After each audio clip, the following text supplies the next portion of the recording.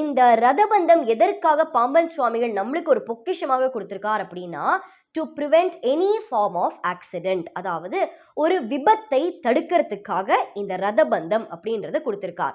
இந்த ரதபந்தத்தை நம்ம எப்படி பாராயணம் பண்ணணும் அப்படின்னா, இந்த ஸ்லோகம் தான் இந்த ரதபந்தம் அப்படிங்கிறது. இந்த ஸ்லோகம் என்ன அப்படிங்கறத முதல்ல பார்த்துட்டு இது எவ்வளவு முறை சொல்லணும், எப்பெல்லாம் சொல்லணும் அப்படிங்கிறத பார்க்கலாம்.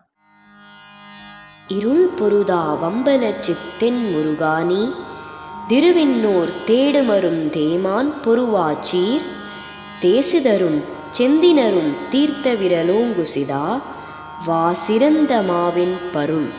இருள் பொருதா வம்பலச்சித் தென் முருகானி திருவிண்ணோர் தேடுமரும் தேமான் பொருவாச்சீர் தேசிதரும் செந்தினரும் தீர்த்த விரலோங்குசிதா வா சிறந்த மாவின் பருள். இந்த ஸ்லோகம் நீங்க எல்லாரும் கேட்டீங்க இல்லையா? இது தினம் 27 முறை பாராயணம் பண்ணணும்.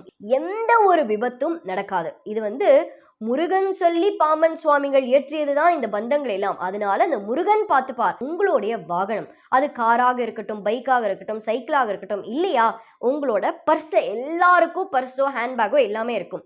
அந்த ஹேண்ட்பேக்லயோ பர்ஸ்லயோ இது ஒரு சின்ன போட்டோ வச்சுக்கோங்க.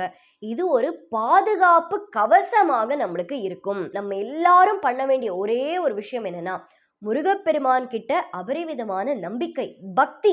அந்த பக்தி அப்படின்றது மனசார இருக்கணும். அந்த பக்தியோட நம்ம பாம்பன் சுவாமிகளையும் இந்த தருணத்தில் வேண்டி, நம்மளுக்கு எந்த விதமான பிரச்சனைகளும் வாழ்க்கையில வரக்கூடாது, மீறி பிரச்சனைகள் வந்தா அதை தாங்கக்கூடிய சக்தி அந்த முருகன் கொடுக்க வேண்டும் என்று மனதார பிரார்த்தித்து, இந்த மாதிரி உங்களுக்கு வேற என்ன ஆன்மீக தகவல் வேணுமோ நீங்க கமெண்ட் செக்ஷன்ல கொடுக்கலாம். இந்த எபிசோட்ல உங்களுக்கு ஏதாவது சந்தேகங்கள் இருந்தா நீங்க கமெண்ட் செக்ஷன்ல போஸ்ட் பண்ணுங்க. அதற்கான பதிலை நான் உங்களுக்கு கமெண்ட் செக்ஷன்ல கொடுக்குறேன். இதே மாதிரி மற்றொரு அற்புதமான ஆன்மீக தகவலோடு அடுத்த எபிசோடில் நான் உங்களை சந்திக்கிறேன். நன்றி, வணக்கம்.